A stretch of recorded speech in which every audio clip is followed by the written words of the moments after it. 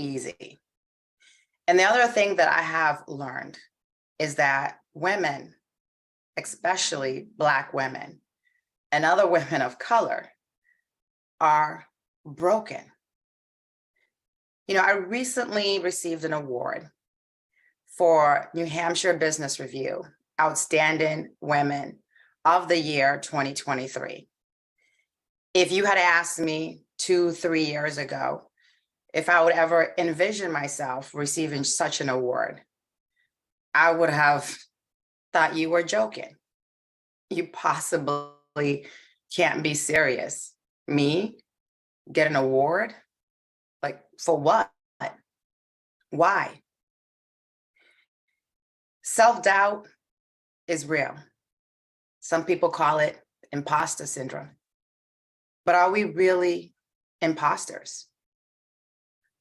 What it is a lack of knowing your self-worth, a lack of knowing your self-value, and also something that I think is extremely detrimental, which is when you relinquish your power to others and give them your power, the power to control who you are, the power to really understand your value and your worth.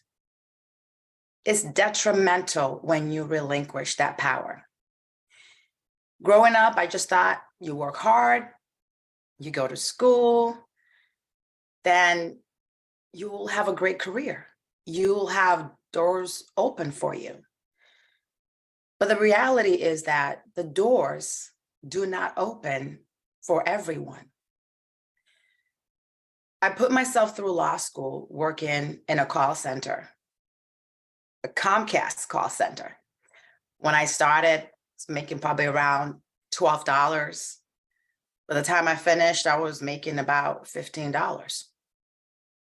This is someone who had a college degree from a pretty notable college, but I was in a call center, putting myself through law school.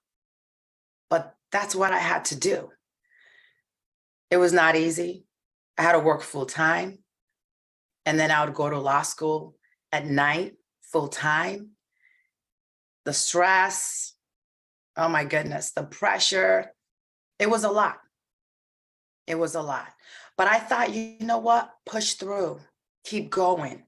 That when you graduate law school and you pass the bar, the doors will be opening left and right. Like I will be probably rejecting offers left and right. But that wasn't the reality. The reality was I applied to so many law firms. And some of the feedback was, well, lack of experience. But how do you gain experience when you are not given the opportunity? I eventually found a role in a small law office that was willing to give me a chance and really provide me with the freedom to explore and learn various areas of the legal world. But even then, it was a challenge. Sometimes clients would doubt my capabilities and my qualifications. Are you sure you know what you're doing? Are you sure? Or maybe you go to court and they think you're the defendant versus the client. What it does is it creates that self-doubt. You start feeling insecure. You start feeling, well, maybe they're right. Maybe I don't know what I'm doing. Maybe this is above my intellectual capabilities. That's how it starts. That's how it starts when you start dimming your light. It starts by just continuously hearing the naysayers. And then you take that in. And you now take it and soak it all in. After a while of being in the legal industry and just not having the opportunities come my way and doors open, I decided to use what I had learned and go into the tech sector. I thought for sure, with my experience with real estate and bankruptcy, negotiating contracts, that this will pave my way for having a successful career in the corporate world. Boy, was I naive. I was naive. I went in again thinking, I'm just going to work hard. I am going to show them. I am going to prove to them what I am worth and what I can do. And I worked hard. I worked extra. I worked on weekends. I entered into the telecom world with little to no experience in terms of that industry. But I was determined to learn everything that I could. Now, the tech industry and the legal industry, when it comes to women, we are the minority. Our numbers are low. But then when you really kind of factor it even further down, when it comes to women of color, especially me as a Black woman in the legal industry and the tech industries, we make up less than 5%. So when we are given opportunities, we really hold on to them strongly and we do everything we can to really show our worth. But what I didn't realize was the uphill battle. I did everything. I call it the moving target, right? You go in, you do everything they tell you to do, thinking that that's going to land me the promotion. That's going to land me the pay increase, the recognition. You hit the mark. Then all of a sudden it's, well, yeah, great job. You did it. But now we want you to do X, Y, and Z. Now the target moves. Now there's a new goal. Because the reality is they never expected you to actually achieve the first goal. So now you're like, okay, I can do this. This is what's going to get me that promotion. This is what's going to get me the extra pay, the recognition. You hit that second goal. But then the target moves. And then it starts becoming, wait a minute, I hit the first target. I hit the second target. Now there's a third target. The targets keep moving. Because again, the expectation is not that you actually succeed. The expectation is we're going to make this so challenging that there's no way she can complete this challenge. But they underestimated my abilities. And you know what? I got to a point where even I underestimated my abilities. I recently watched a video on TikTok, and it was this young Black man who had been a football player. And he said, as a football player, he could take anything, being hit. He could take being told he wasn't fast enough. He can take being told he wasn't good enough. Meant nothing to him. It wasn't until he got into the corporate world where he started getting told essentially the same things. And it broke him. It broke him. The corporate world and the culture broke me. I started noticing other women, and they were just in the same position. And it wasn't for a lack of capabilities, but it was a lack of opportunities. And when you look at that org chart and everybody looks the same, there's a lack of representation. It is demoralizing. So what am I working hard for? What am I working hard to try to achieve? Because every single time I feel like I have done something successful, the target moves. The target moves and you become broken. You start doubting everything, your capabilities, your worth, your intellect. It's demoralizing. You start feeling like you are not worth the opportunities. You are not worth that six-figure salary. You are not worth the promotions. You are not worth being on that org chart in the C-suite. I stayed for 7.5 years. 7.5 years chasing the moving target. And then COVID hit. And I somehow woke up.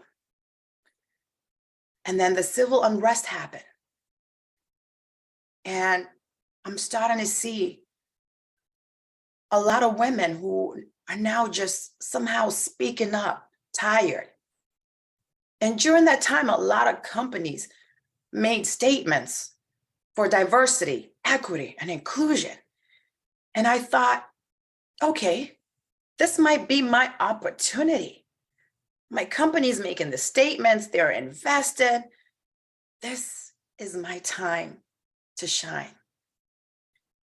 But the reality is, and what we see now as we're seeing more tech layoffs, is the DI budgets getting slashed.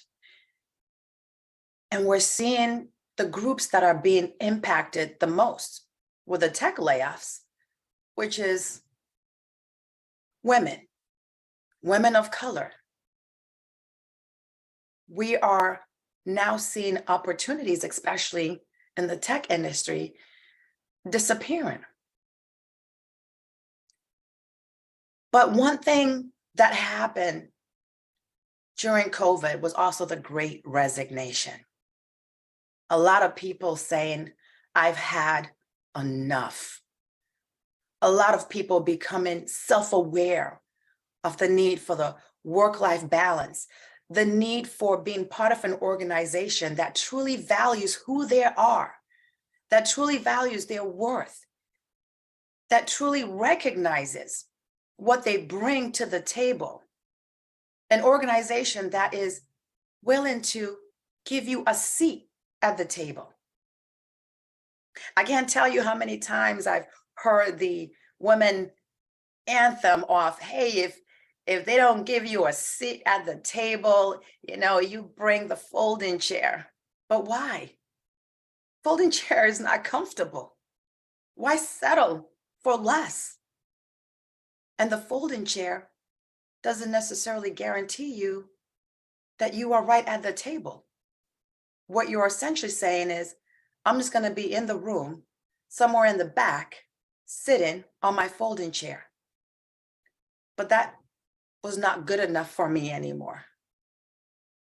It was not good enough for me anymore. So I started applying to other roles internally, started looking for ways to get promoted, be paid my worth. Because at this point, I'm starting to question, like, why am I accepting less than? I am educated. I put myself through law school. I have a Juris Doctorate. My goodness, I am educated.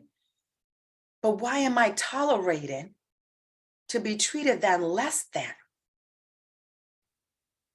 I did everything that I could to get promoted, and that didn't happen.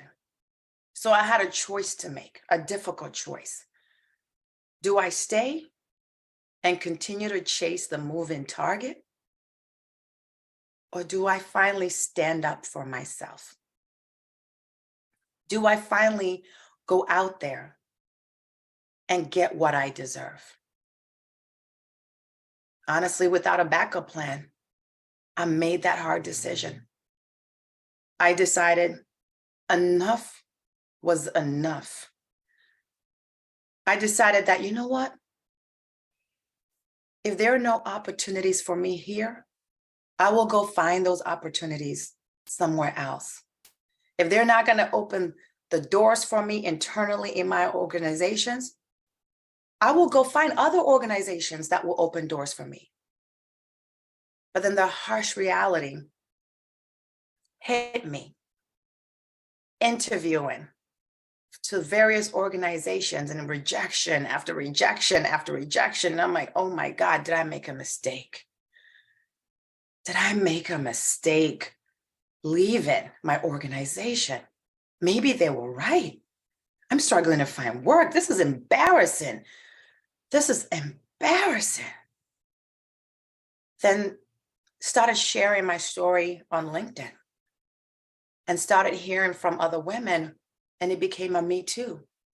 Women from all over the world struggling to find work. Women who are highly educated, PhDs, 2 master degrees, Juris Doctor degrees, struggling to find work. It was no longer embarrassing. For me, it became a why? What's going on? What is going on that women, especially women of color, struggle to find work? We already struggle in the corporate world. We struggle to have roles in the C-suite. We struggle to have roles in the C-suite.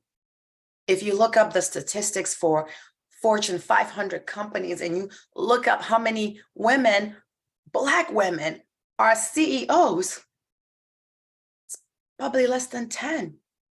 No, not 10,000, not 10 million. 10 total. 10 women is unacceptable.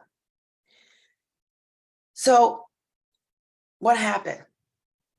I had to pivot. I got tired of interviewing and getting rejected. Mentally, I went from one nightmare to another. But at some point, as I'm searching, I met 2 women on LinkedIn, Lisa Lang, Laura Frederick, who are now my mentors. 2 women who saw what I was going through and somehow just reached out, connected with me, and really helped me to build myself back up. The corporate world tore me down, almost like a vampire, just sucked my blood, but more like sucked the life out of me. Laura Frederick offered me a role in her company as Chief Growth Officer, got my C-suite position that other people thought I wasn't good enough for. But she said, you are good enough. You are qualified. You are more qualified, more creative than you think. But the damage had been done at this point, right? Now I had to figure out how to ignite the power within me, how to unleash that inner warrior, how to see what she saw in me that I couldn't see, because I was still stuck on the rejections. I was still letting those rejections eat at me. It wasn't until I kind of went on what I call a revenge tour. Call it, I'm going to show them. I'm going to show them what they missed out on. And I started really working hard. And at this time, Laura is telling me, hey, you don't have to work for anyone else. You can just create your own. Create my own. I was terrified. You mean be a business owner, be an entrepreneur? Oh my gosh. I don't want to be broke. I want a steady paycheck. But then I saw her. She was an entrepreneur. And she was slaying.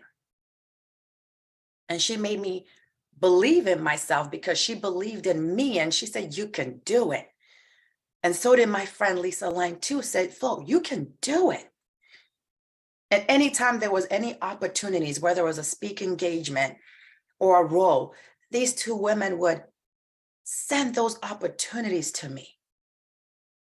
And from there, I saw the power of women empowering women, women helping women by helping them realize the power that we have, the control we have over who we are, who we choose to be, and not let the naysayers doubt us.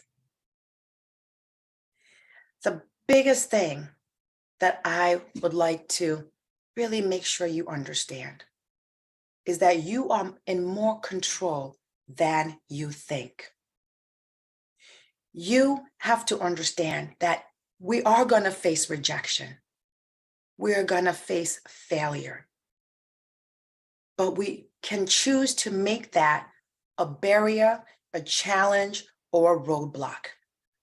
When I chose to believe in myself, see my value, and see my self-worth, when I chose to show up and own who I am, be my true authentic self, and demand my worth, that is when things change for me.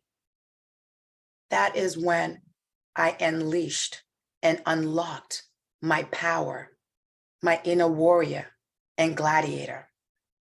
That is when I fully started to comprehend the power that I had in me that I now use to mentor and help other women. Remember that rejection and failure are normal, but they are not roadblocks. They are not roadblocks. So continue to fight for who you want to be, because the possibilities are endless. You just have to believe in yourself, and then you will slay. I guarantee that you will slay. I thank you for the opportunity to listen to me. Please continue to unleash the power within you. Do not give anyone the control to dim your inner warrior, your inner fire.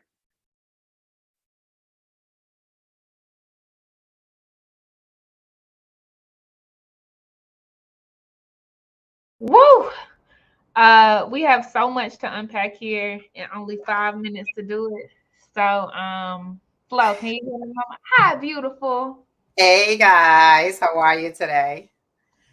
So good. So good. Listen, I'm gonna let folks get to it. Ahira has her hand up, Flo, so I'm gonna let her come to the stage and ask her question. Sure. Ahira, you have the mic.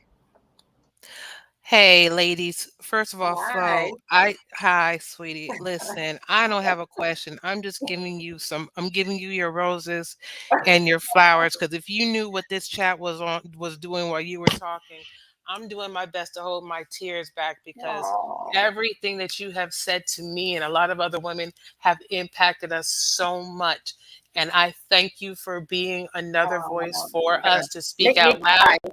because right now I'm telling you, I am going through trauma at my last job to the Oh point yeah. where I had to take medical leave because that's how Yeah. bad it was for me. And I'm so thankful to you to remind me again that what I am doing is worth still being present. So thank you so much, my sister. Oh, I you're am welcome. tears are flowing. But listen, you Oh, set a blaze. You ignite the fire, be darned. You literally set a blaze oh, for each and every one of us. Thank you so much, my sister. That was it. oh, That was thank it. you. Thank you. I really needed that this morning. Asha, thank you, Ahira. So Ashe. good. So good.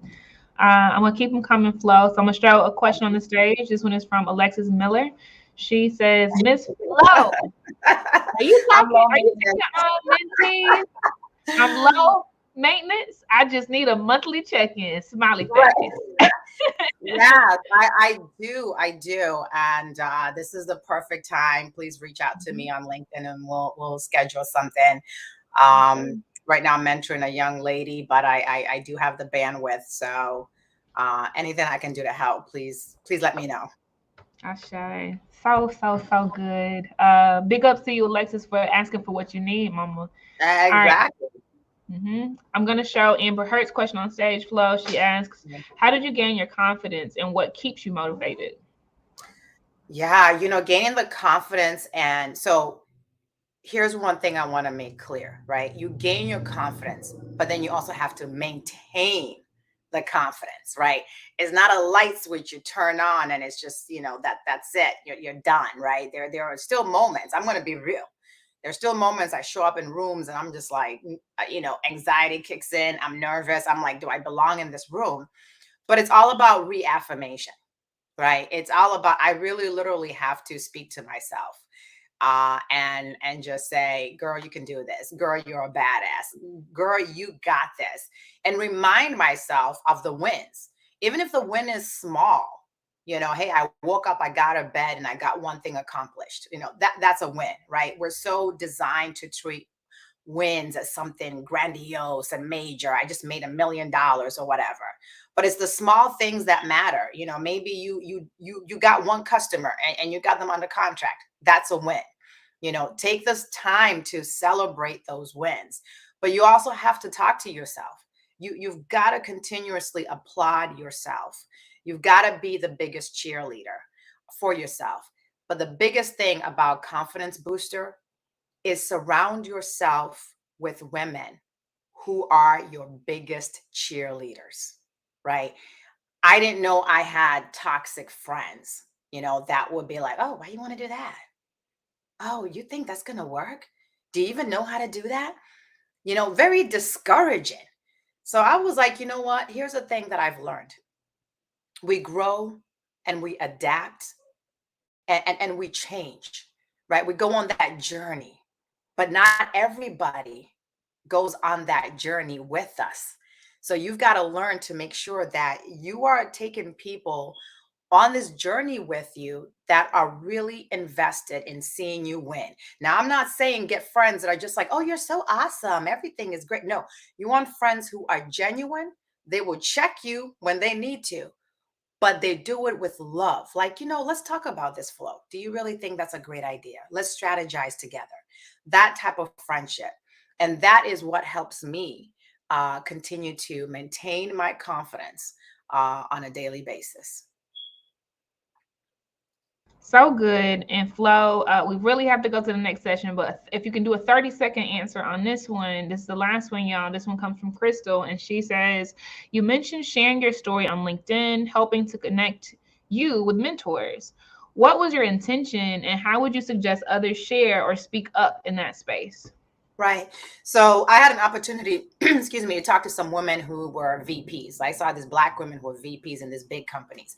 And I reached out to them. I'm like, oh my God, how did you get here? Because that's where I'm trying to get.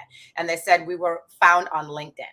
Go to LinkedIn and start sharing your story, your journey, because you never know who's listening and who's watching you.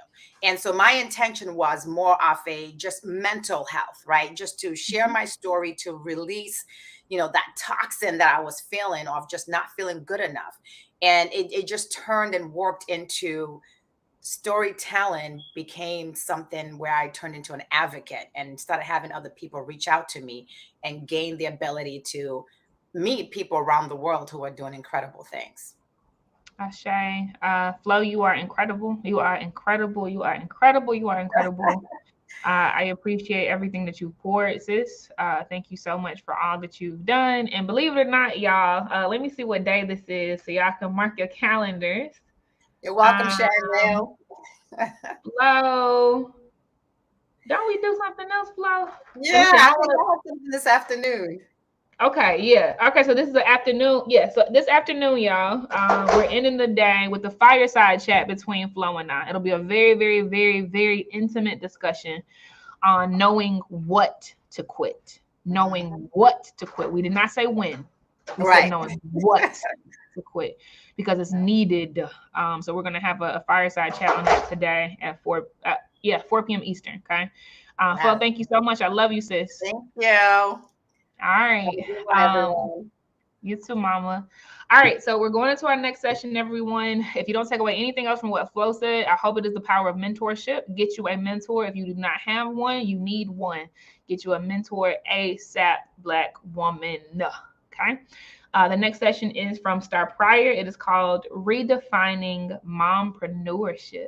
Ashe, I'll see y'all on the other side. Peace. Business in the comments.